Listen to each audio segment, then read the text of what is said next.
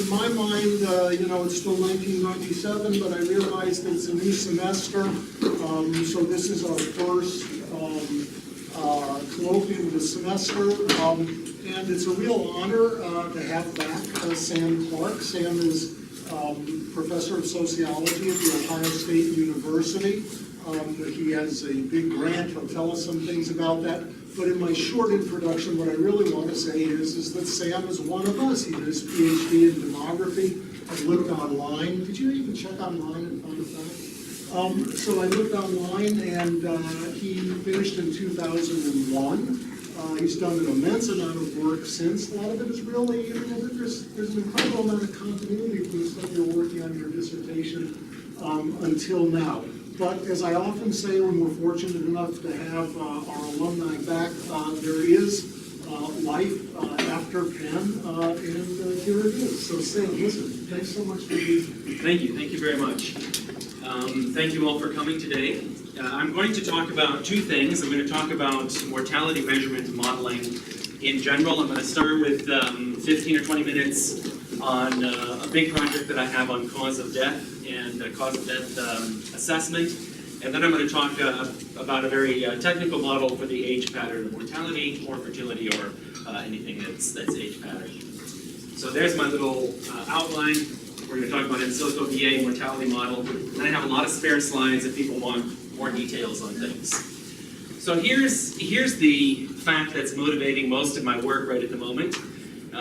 It turns out that globally, roughly a third of deaths are recorded, and that means roughly a third of deaths, or maybe some fraction of those, get a cause. And if we don't have causes for deaths, we really can't do public health and medicine in a rational way. So most of these deaths are happening in developing countries. Most of my work in the past has been in Africa, and that's still where I focus, but this work is being applied all over the place. Okay, so here's a brief summary of why cause of death is so important. We need to be able to formulate good public health programs, develop policies, and then especially the third bullet point there, evaluate what happens when we actually do implement some of these interventions. So as I mentioned, about a third of deaths are registered and get a cause. The rest of those are in various states of not being recognized, not being registered, or not being given a cause. And of course, the least information is in parts of the world where these needs are the greatest, especially in sub-Saharan Africa. So I want to talk to you first about verbal autopsy. How many of you have come across verbal autopsy in the course of your studies? A few of you, good. So what do you think about verbal autopsy? Who thinks it's a great method? No hands go up. I also think that it's a very iffy method. And for years I stayed away from it because it's very messy. And it's very messy on every level, from the interview through to the cause assignment, through to how you would actually interpret the results and so on. But it turns out that it's just about the only feasible method to address those 2/3 or 75% of deaths that don't get a cause globally. So there's a lot of interest in it now, and in a good rational way I responded to that interest. There's grant money available and things like that, so I started to work on it, and then I thought, as I got into it, that it's really a great question, because there's lots to do. It's kind of wide open, and there's a huge interest in having workable methods deployed out there. So this is the basic idea. You ask a community member or a family member about the circumstances that led up to a death. This is typically done in an interview.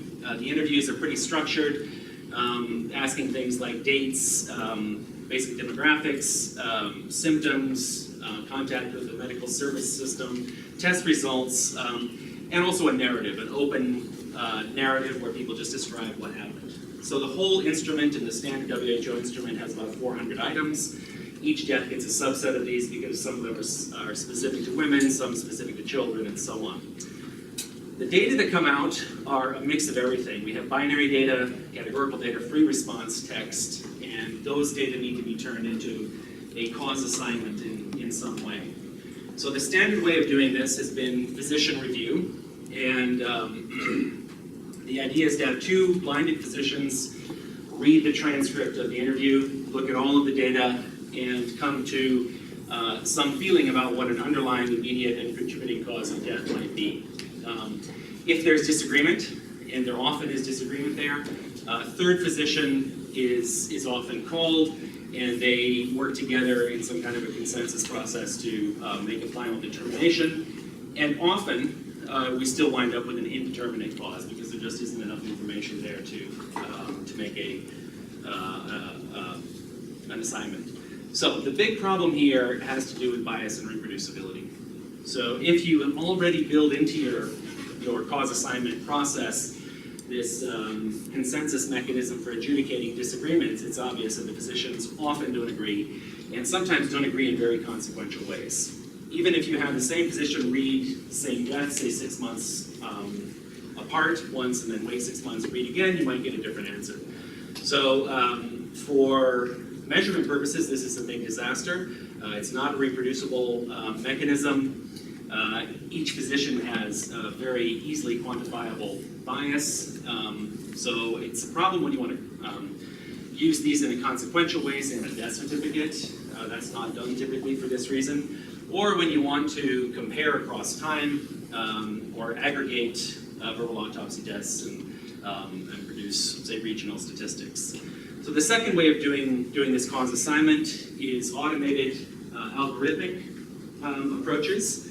So these are obviously logical constructs that are implemented in a computer, and they are by definition standardized and reproducible. You do exactly the same thing to every death, you get exactly the same answer every time, and it's absolutely wonderful except for the fact that it doesn't work very well. And in fact works much worse than the physicians in general, at least until we get along.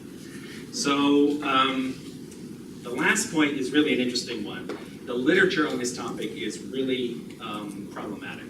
A bunch of groups have developed algorithmic approaches that have kind of criticized the physician approach, and they have devised tests for their own algorithms which always yield the answer that their algorithm is the best, no matter who the group is. So they use different testing data, different training data, different structures of testing, and always come out with the answer that theirs is the best. So the literature is a pain. Here is globally the countries that have verbal autopsy deaths in some sense or another. Most of these countries don't have national systems that include verbal autopsy, but they have research sites that make use of verbal autopsy and report verbal autopsy deaths. That's growing rapidly at the moment. So here are the challenges. Verbal autopsy in the past has been primarily a research setting exercise, so very special populations, very well-funded measurement systems, and at the moment there's a lot of interest in moving it into routine mortality surveillance and civil registration and vital statistics systems, which are totally different from small intensive research settings. So to do that, we really have to have comparability. If you're rolling out a verbal autopsy system for a whole country, you want the way that system runs to be the same in each of the regions, so that when you make comparisons over time, those are valid. Obviously, things have to be reproducible, and all of that requires standards. Standards for the interview, standards for the instrument, standards for the algorithms, and standards for the way that the results are interpreted. So there's essentially three components to this whole process. We have an instrument, and there's a WHO working group that has been working since around 2012 on standardized instruments. I'm part of that group, and we have 2 standard instruments now, a 2012 version, and as of about a month ago, a 2016 version. The 2016 version has an electronic form. It's very slick, and people can start using it, so that's kind of done. The interview is really interesting. Nobody has been thinking about the interview. So these interviews are done all around the world, different cultures, different languages, and at least at the level of WHO, we want to put all of this in the same pot and compare different countries to each other and countries through time and so on. Sam, can I ask a question? Yeah. So there are a lot of cultural differences in countries, how they talk about Yeah. death and Yeah. how they talk about disease too. Yeah. So I guess the instrument you have would be locally translated in some ways here. So we have, so this is all the issues that we're worried about. So we have an NIHR one, which is just starting. And about 2/3 of the project is really to address these interview-related issues. So it's language, it's culture, it's how we understand disease and death, all of those kinds of issues. The idea is to quantify how much bias might be associated with that type of thing, at least roughly, and then see if we could standardize the interview design and the way the language is dealt with and some of these cultural translations are handled. We can't get rid of it, but we could maybe minimize the bias that's associated with all of that. So I am not a qualitative researcher, but now I'm in charge of a large qualitative program, which is all about this. Yeah, well, that's important. And the reason that this non-qualitative researcher did that was because we did a simulation study where we injected error into the VA data that we were simulating, and we demonstrated very clearly that even a little bit of error distorts the algorithm results dramatically, and quite a bit of error just destroys it. So getting that interview kind of standardized and pinned down is very important. And the narrative portion of the interview remains in this. Yeah. Yeah. The narrative is there, but none of the algorithms use the narrative right now. So another part of our project is looking at text mining and natural language processing methods to try and make some sense out of the narrative. The problem is the narrative comes in all the languages, and all of the text mining tools out there are for English, basically. So we have an issue of translating and maybe developing new tools. And the back translation with, I guess, with, Yes. So the person who's working on this most is Clarissa, my wife, and she's a linguist and also a professional translator. So she's very interested in all of this. Yeah. In fact, it's because of her that I'm even attuned to these issues. Yeah. And the last piece to the verbal autopsy in general is the method for assigning causes of death, and that's what we've worked on the most, and what I'm going to talk to you a little bit about right now. So now we're going to look at equations. A few of them, not all of them for this, but just kind of setting the scene for the way this set of methods works in general. So there's a little bit of notation. We have little c indexing causes of death. We have big C of those. We have little s indexing the symptoms that we get from the verbal autopsy interview, and big S of those. And we have that bold little s, which is going to be a vector of symptoms. It's going to be a binary vector, so 1 if you have the symptom, 0 if you don't. So what we're going to do now is use Bayes' rule and conditional probabilities to work out the probability that a death results from a cause, conditional on having a certain symptom vector. So this is the typical definition of Bayes' rule. We have a joint probability, in this case, of a specific cause of death and a specific vector of symptoms.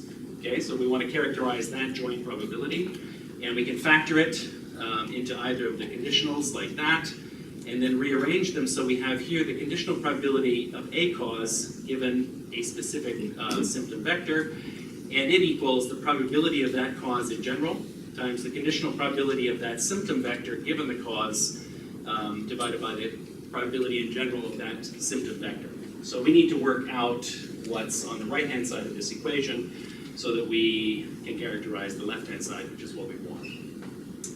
Okay, so here we go. So the first thing we're going to do is make the assumption that the observed symptoms are independent of each other, and then we can write down this product for the conditional probability of a symptom vector given a cause. So that's just going to be the probability of a symptom vector given a cause raised to the power of whether or not we have that symptom, the symptom itself, times its complement raised to 1 minus s. So we get this factor when we have the symptom, this when we don't.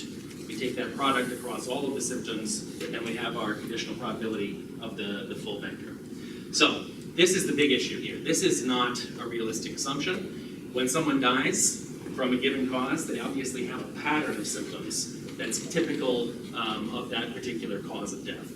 So what we're doing now is ignoring the pattern and just looking at each symptom one by one. So our work right now, as we speak, is there's a graduate student and a colleague of mine and myself working on how to not make this assumption and build in the dependence between symptoms. And when we do that, we improve the performance of this method a lot, obviously, it makes sense. Okay, so all of the methods up until now make that assumption. When we do that, we can carry on. We can characterize the probability of a symptom vector in general just by summing across the conditional for all causes. Then we can substitute in there, here, and we can write the probability of a symptom vector in general as the sum over all causes, the probability of the cause in general, times the probability of the symptom vector given that cause. And then finally, we can substitute everything back into the equation we saw earlier so that we have all of those right-hand side elements defined and use this, this is a naive Bayes kind of relationship, in all of the algorithmic methods that we typically deal with. So let me see, I think I'll just tell you what they are.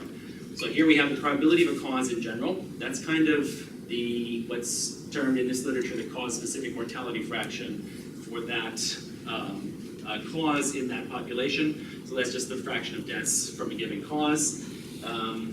We have the product there that we talked about earlier, and then the product from the previous slide. So this relationship requires information on the presence of symptoms, that's the S there, and the absence of symptoms. And both of those pieces of information go into this. If you have all of that and a reasonable guess as to the overall likelihood of a given cause in your community, you can get a rough feeling for what this probability of a cause given your symptom vector is. So what has happened in reality is that the data that comes from VAs doesn't distinguish between the absence of a symptom and the absence of data. So what gets reported typically is just a symptom is there and observed. So what happens is that most people drop the factors here that have to do with the absence of a symptom, and they kind of calculate a mangled conditional probability that I call a propensity, but the literature calls that a probability, so it's very confusing. Okay, so that's kind of the starting point for In Silico VA. First of all, I want to tell you that lots of people contributed to the work I'm about to talk about. We have specifically Tyler McCormick and Richard Lee at the UW, and myself have kind of done most of the statistical work, and it forms Richard's dissertation, so that'll be published in the nearest future. And then these other people have contributed in various ways. Okay, so the aim that we had in developing this method that we call In Silico VA, and In Silico is like in vitro and in vivo, so we're doing this in a computer, so it's In Silico. We wanted to, first and foremost, have some notion of uncertainty in the outcome. So that result that I just showed you on the previous slide is a number, and then, as I mentioned, usually calculated in a very odd way that's not even respecting the rules of probability. We want to get distributions out of our method so that we have a sense of uncertainty, and we want to have metrics at the population level and the individual level be consistent with one another and have their uncertainty be consistent with one another. So at the population level, we have these cause-specific mortality fractions, the fraction of deaths in each cause group, and at the individual level, we have cause assignments, which are this cause and not any of the others. We also want to be able to use information on both the presence and the absence of symptoms, so we want to use all of the information when it's available.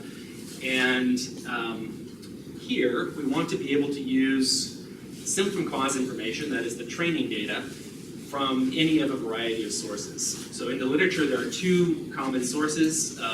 There is an existing method called InterVA for Interpret VA, and this method uses conditional probabilities of a symptom given a cause elicited from physicians. So the physicians are asked, imagine a cause, and then go through a list of symptoms and imagine how likely that specific symptom is given this cause you're thinking about at the moment. But is that having any information? It does have quite a lot of information, but it's very difficult to elicit. But they say the same thing as you do? As we use up here, Yeah. it's that number exactly. But the problem is when you ask a physician that question, they don't come back with a probability. They tell you it's high, low, small, And each physician has a different view of what high is low. But do they see anything that you don't see? How do you mean? You're going to use the same information as they do. So isn't that, and they just throwing noise into the process? Yes, I think so. I've understood you correctly. It has lots of problems. Okay, it's very hard to get the information from the physicians. They are biased when they give you that information, and you have to use it numerically, so you have to convert it somehow.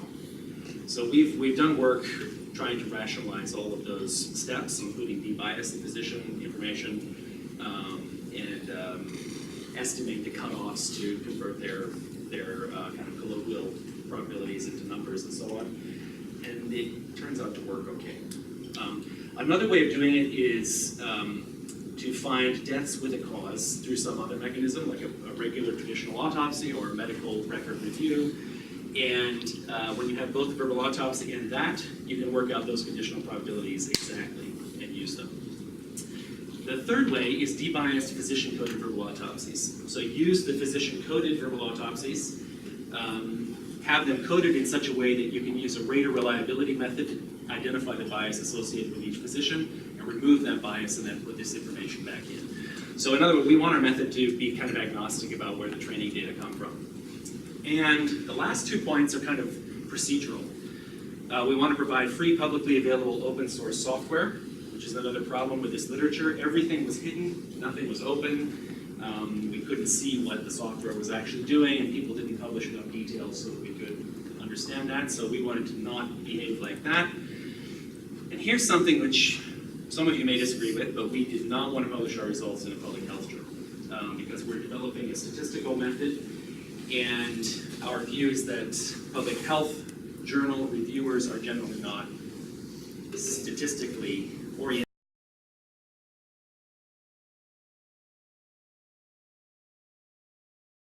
enough to be competent to review it. But most of this literature is published in places like that, and that's why we have things like this thing I showed you, where these are cut out, called a probability and manipulated as a probability. And so confusing that it took us a year to figure out what they were actually doing. So we wanted to publish in a place where we thought the reviews would be good, and then go publish substantive papers in a different kind of journal. Can I ask you a question? So this point use information on absence of symptoms. You said in the previous slides that it's very difficult to differentiate what is absence of symptoms and what is absence of data. It's so not actually. How do you differentiate between the two? If you do your interview well, it's not hard. People normally do the interview very sloppily, or they just report the data sloppily. So what happens is a lot of the data management actually throws away the distinction. Though it was there at some point, but now it's not there. On the questionnaire, you check boxes where they stay or not. Yeah, So you do check have it boxes. in- Yeah. Yeah, and sometimes the interview is, if your interviewers aren't trained well, the interview can be very long. So what they would do is just kind of not in a structured way skip large chunks of the interview, and then you don't know what's missing and what wasn't actually asked. You see, so it's not a real problem. It's a problem created by the way people do their work. But it's so pervasive that that inter-BA method just doesn't include that piece at all. Yeah. And does the symptom cause information to age at all? It's completely blind. No, age is an important. Age is Yeah, very important. In fact, there's a separate instrument for kids, for women, and for adults in general. So all these equations will be age specific. Yes. In fact, one of the symptoms is age. Okay. Yeah. Age is a symptom. Age is a symptom. A really consequential symptom. Okay, so where was I at? So the in silico VA algorithm. Okay, so what I'm going to do is not derive all of the math here, but I'm going to try to talk to the intuition of our approach. So what we want to do is bring the individual and population levels together. We need to define population level cause-specific mortality fractions and individual cause assignments kind of jointly so they're consistent with each other, and have the uncertainty in each be consistent with the other. So if we're not sure about an individual's cause of death, that lack of certainty should be propagated up to the cause-specific mortality fraction that corresponds to the cause we actually wound up assigning the person and to the others. So the way we're going to do this is imagine a joint distribution of cause-specific mortality fraction vectors and individual cause assignments, or alternatively, a vector of cause assignments with one element per death. It depends. You can think of this as a very huge multi-dimensional thing, or as a two-dimensional thing where the two dimensions are both vectors of the other quantities. So this distribution describes how likely it is that a given cause-specific mortality fraction vector is associated with a pattern of cause assignments across the population of deaths that you're dealing with. Okay? And you can imagine that there are only a few relatively similar cause-specific mortality fraction vectors that are consistent with a pattern of cause assignments across your population. Okay, so that's the thinking. Sam, I'm sorry to interrupt, I'm behind you. So you really want to assign, even though you know it might have some error, a single cause for an individual? You're not assigning a vector conditional probability? We are. In general, we're assigning a probability to every cause for an individual. Okay. That's what the method outputs. But the interpretation is always the physicians or the public health folks, they want one cause, maybe two. Right, but that's the observed, but I mean, I guess what I'm trying to say is are you trying to make, when you say across the individual to the aggregate or the population level, you want to make the sets of conditional individual probabilities consistent with the distribution causes Across the population, correct, exactly. So this is something which people haven't been doing.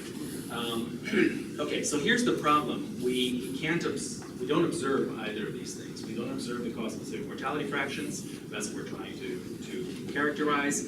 And we don't obviously have the individual cause assignments or the probabilities of those cause assignments either. So the solution is to build a model of the whole thing and let the model characterize this distribution in an indirect way. Use that model to sample from the distribution and then marginalize that sample. So it is like a Bayesian approach, and kind of motivated by a Bayesian approach, but it is not a typical Bayesian approach. So what we do is we model both the cause-specific mortality fraction and the cause assignment so that they're consistent with each other. We use the VA signs and symptoms and knowledge of the relationship between those and the causes of death. So that's where the actual information comes into this. We use the model to characterize the joint distribution.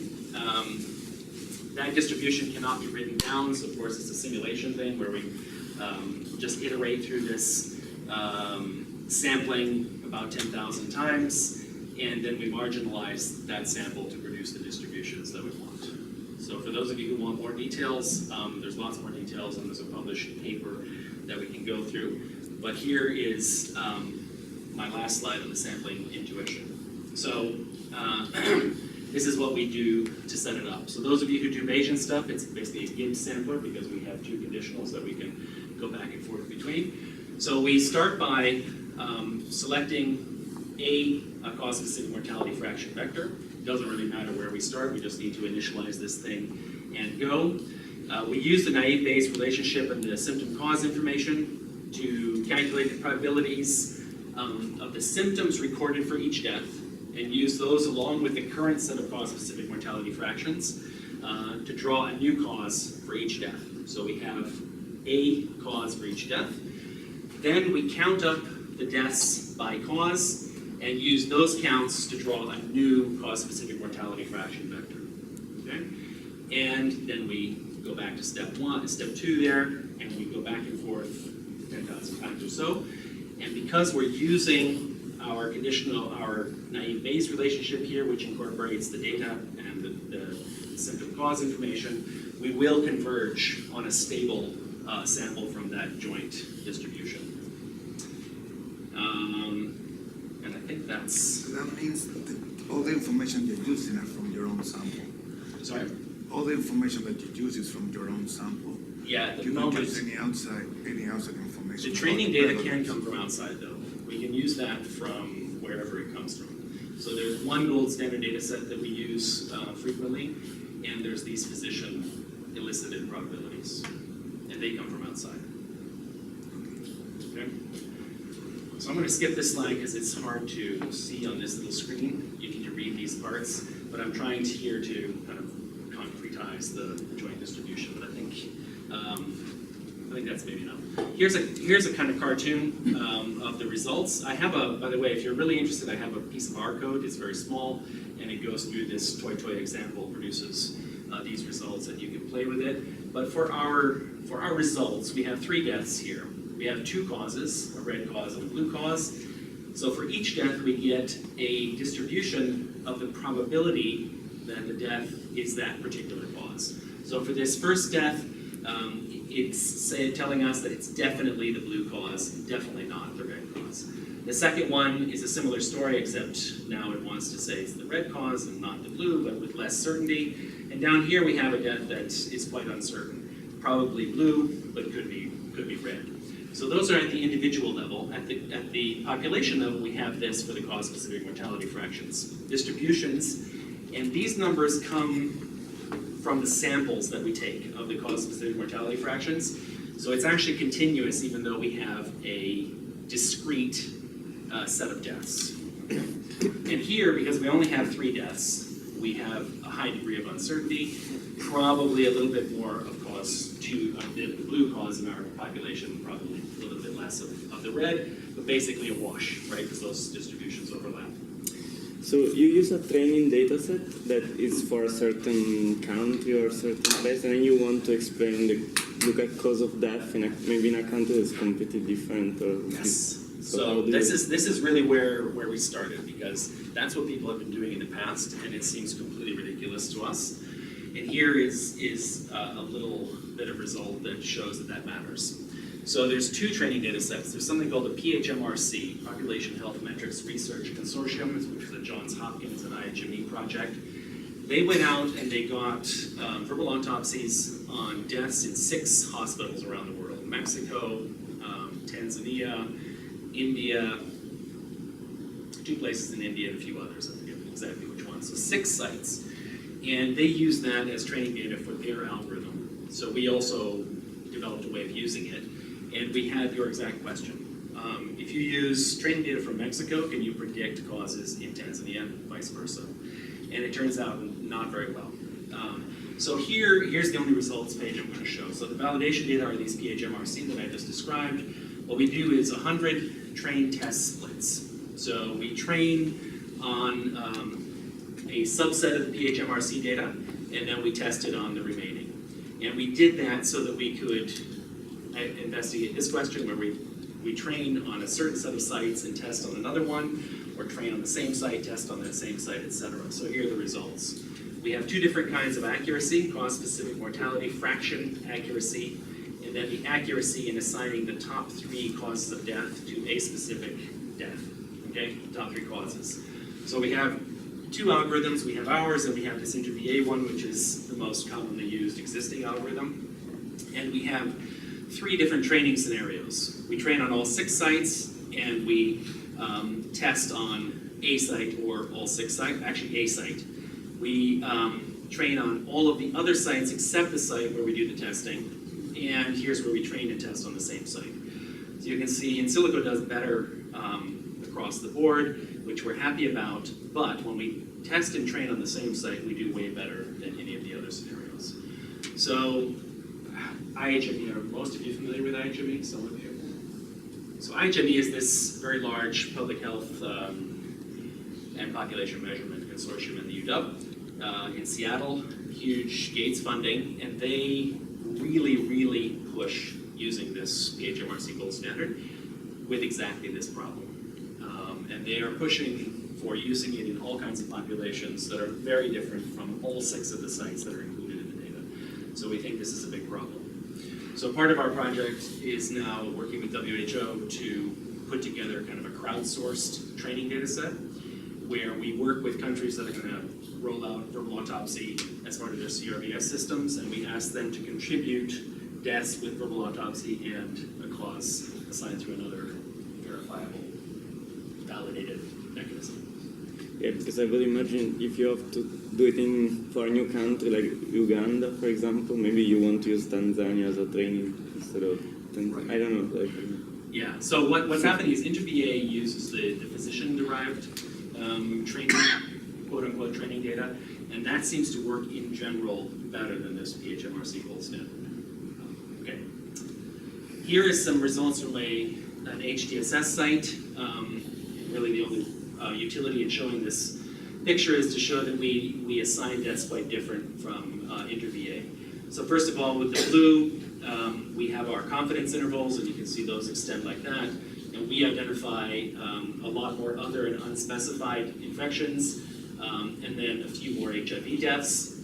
Then when we do something I haven't talked about at all, which is we can add another source of information, which is some physician-coded deaths into the whole mix. And when we do that, we get yet another set of allocations, which we believe are better. If you have some local training data, so this is, again, your question. If you can incorporate some local data at all, you get a much better cause assignment for that particular local area. So we demonstrated that by adding in our local physician codes. So we published this in the Journal of the American Statistical Association. You can see it now. There's an R package that you can download to run the method right now. And then what we're doing now is working with the Data for Health project, which is a Bloomberg-funded initiative to integrate verbal autopsy into civil registration of vital statistics systems. And this is brand new for me because I normally do research sites, and now these are national governments. So we're doing pilot projects in Ghana, Tanzania, Morocco, and Zambia, Colombia, Brazil, Myanmar, and Bangladesh, and maybe Indonesia. So what's totally different here now is that we have to develop a way of moving this method into routine use, operated by people who are not researchers, not highly educated folks, regular officials in the national statistics system. And it has to work at a very, very large scale that we're not accustomed to working on. So we have developed something called OpenVA, which is an R package that runs all of the automated methods that exist out there that we can replicate. And we have replicated them, so we put them all out as R packages.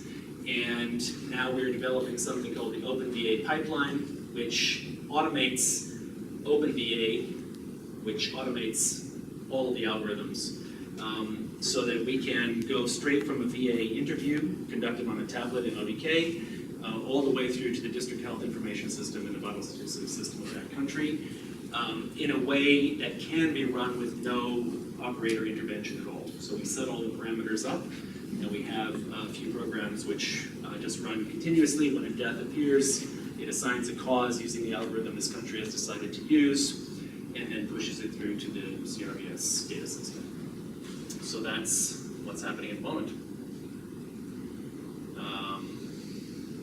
I am going to maybe go very quickly now.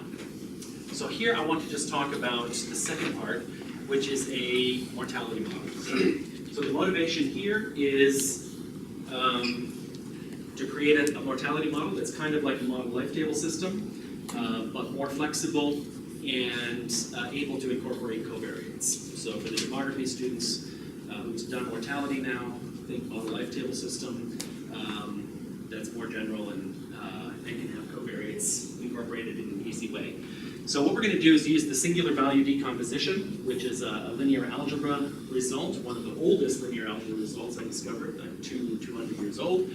And what it does is decompose a matrix X into three factors.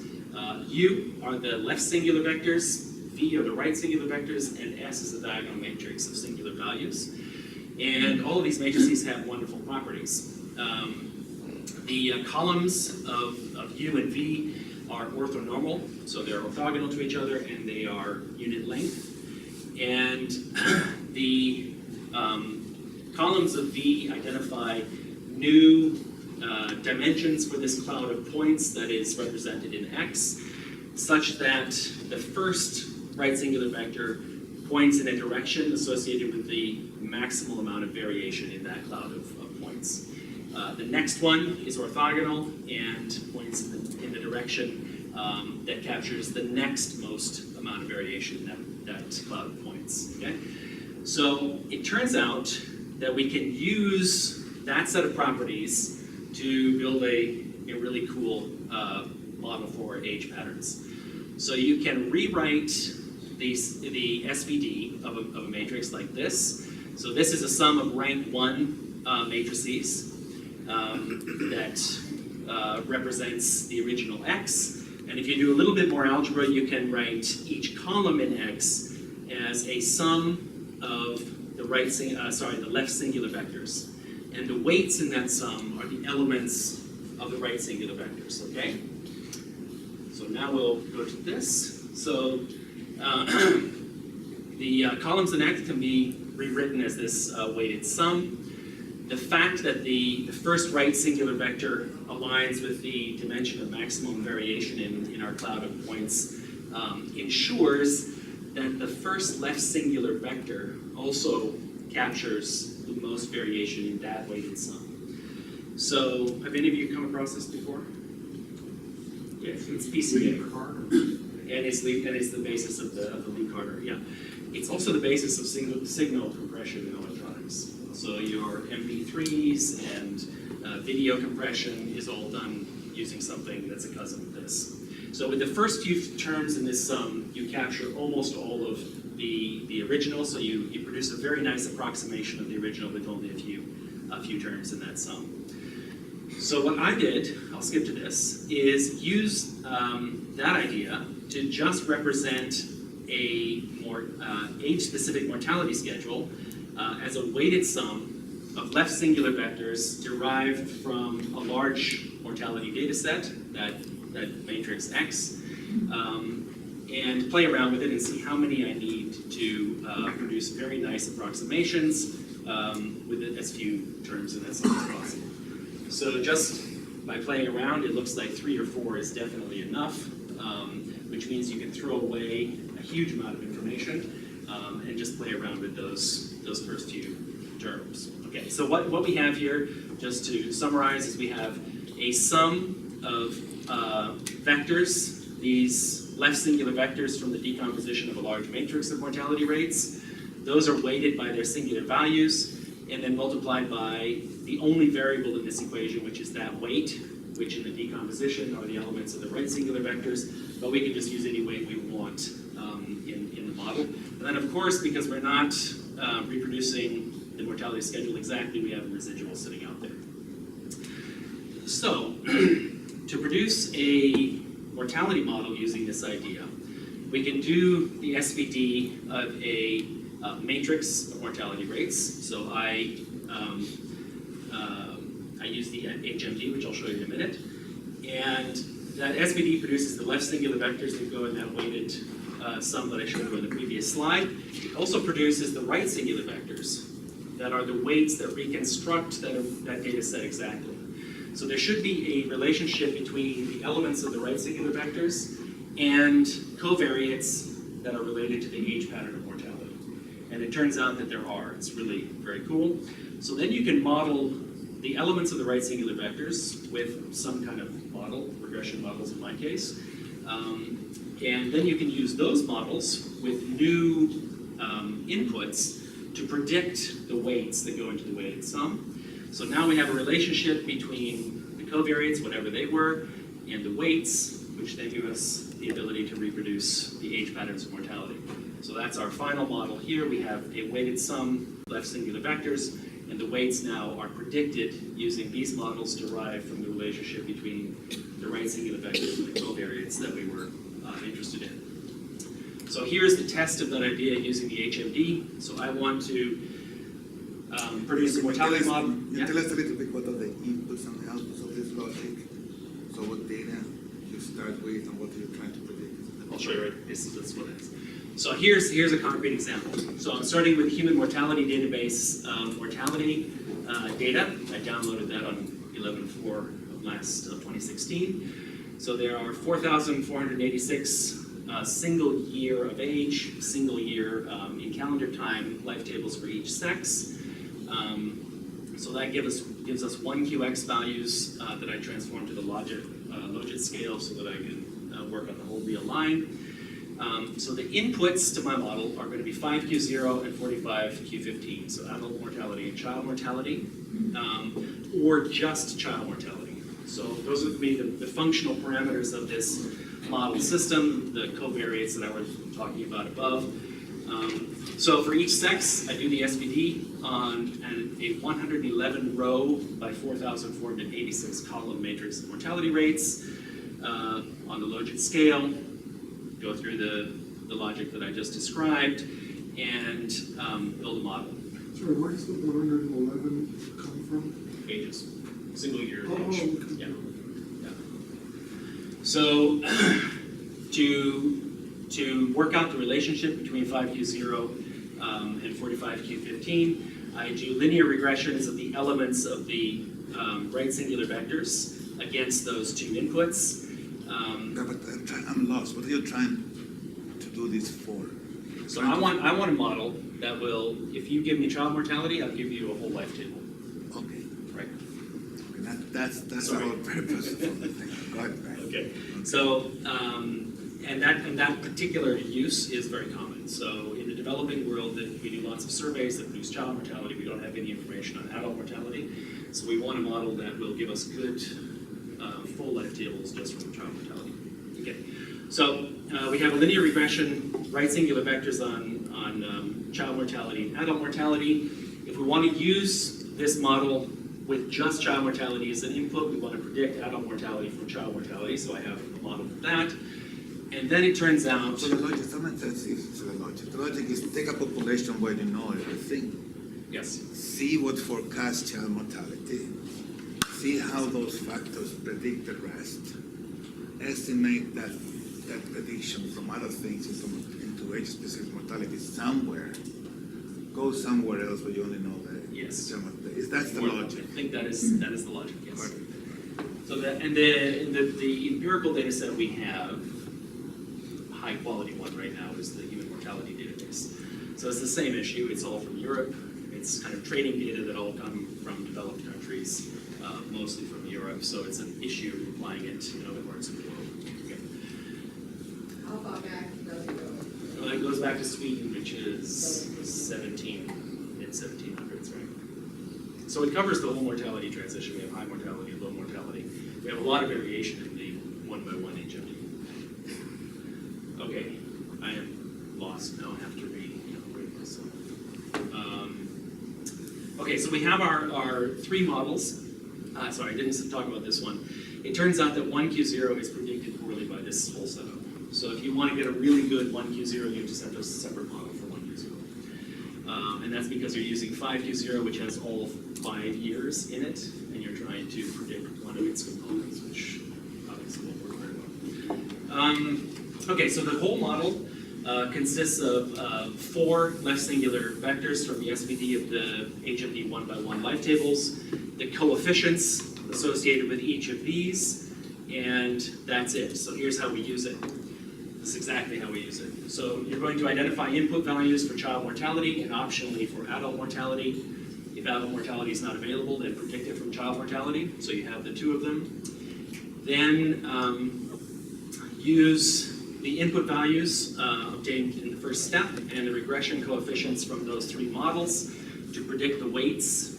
Then put the weights into the weighted sum of left singular vectors to predict the actual Qs in your age profile of mortality. If you want to make the 1Q0 correction, go ahead and do that. If not, just leave it, and you're done.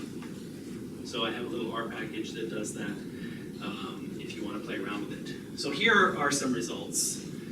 This is the first left singular vector, and it accounts for more than 99% of the variation in that data set. And there are well, they're not that subtle, but there are differences between this and PCA. And one of them is that these data are not centered and rescaled, which is what the typical PCA approach does. And this is different from the order. And I think it's the right way to do it, because this first component has the basic age profile. That looks like a perfect age profile of mortality. And if you look at the next three, they all cross zero. So these are the ones that actually manipulate the age pattern. So those three account for around 72%, around 5%, around 4% of the variation that remains after you take out the first one. So they are important. If you want to talk more about SVDs and how they're different from BCA, we can do that later. But SVDs are always going to put most of the variation in the first component, because that's how it works, unless you center it. So the second one is basically the tilting of the mortality curve at a given level of overall life expectancy. For example, this is how it tilts. Yeah, this is how you tilt. Preserving the same level. So the coefficient on this first one gives you basic overall level, which is life expectancy. This gives you a balance between young and old mortality.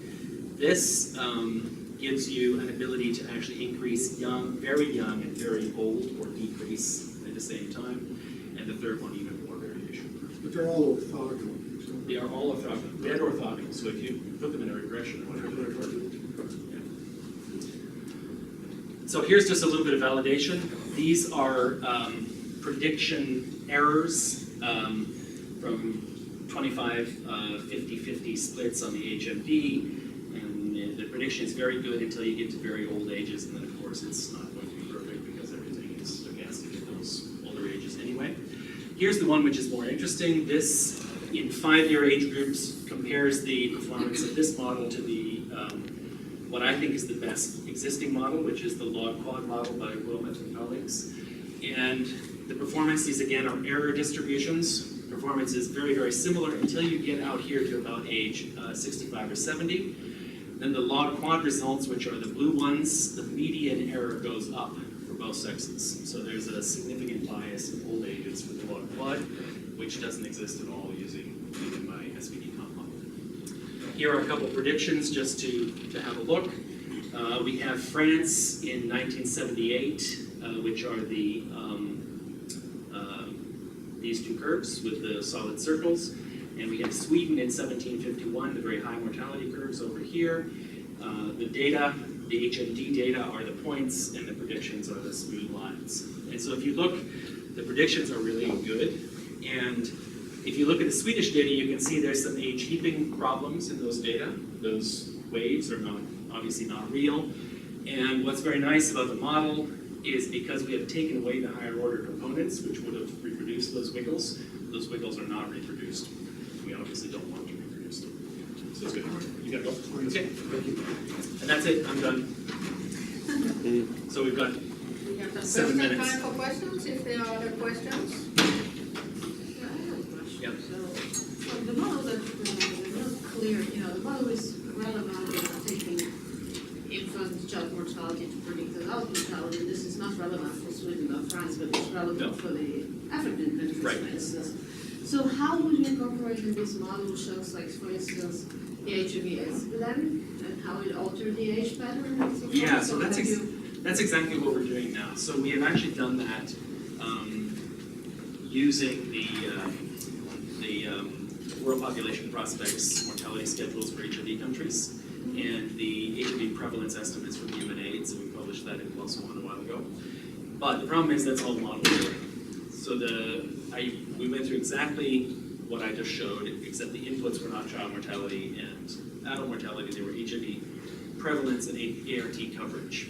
And it was actually the prevalence that is not covered by ART, so the untreated HIV prevalence. And I think we had another cover here, I can't remember. Anyway, it does a very nice job of reproducing those patterns. But the UNPD mortality patterns are not real, they're highly modeled. There's a very complicated way of getting to those. So we're working with the Alpha Network right now, which is 10 HIV surveillance sites in Africa, to get real mortality, real HIV prevalence and coverage from those specific populations. And we're going to redo it. So we're going to write a grant, do mostly data stuff.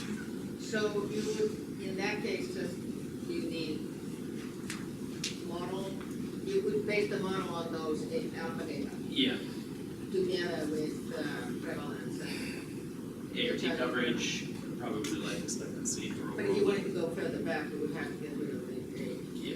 data. Yeah, and we're also working on an estimation framework for it, so we can be fancier. Yeah, quick question. Can you tell us if you plan to have an approach for estimating certain uncertainty bounds, your outputs? And then the nice thing about the log-bar model is that it's very flexible in terms of the second input parameter. It doesn't have to be very particular. It can be anything. And Is your approach more constrained in terms of having 45 to 15? You can use any second parameter. you can use anything at all. So these models here, basically what you have are right singular vectors, which are just long strings of numbers, and you regress them against whatever inputs you want. So they could be HIV prevalence, they could be 45Q15, they could be GDP. So we've done the same framework exactly with fertility, and we had a paper accepted on Friday with that. So the predictors there are all of the theoretical predictors of fertility, and we were looking at how, because you can take away the overall level of fertility with the first component, you can look at just the age profile with the remaining components. So whatever predicts those weights is related to the age profile and not the level. And it turns out to also work nicely there. So there's no constraint on the inputs. But you have to think about these models and how to construct them. About the uncertainty. The uncertainty, so that's the Bayesian estimation framework that we're thinking about. And yeah, it's gonna happen, but I don't know the details yet, because we haven't done it. Other questions? No other questions? Well, thank you very much. You're welcome.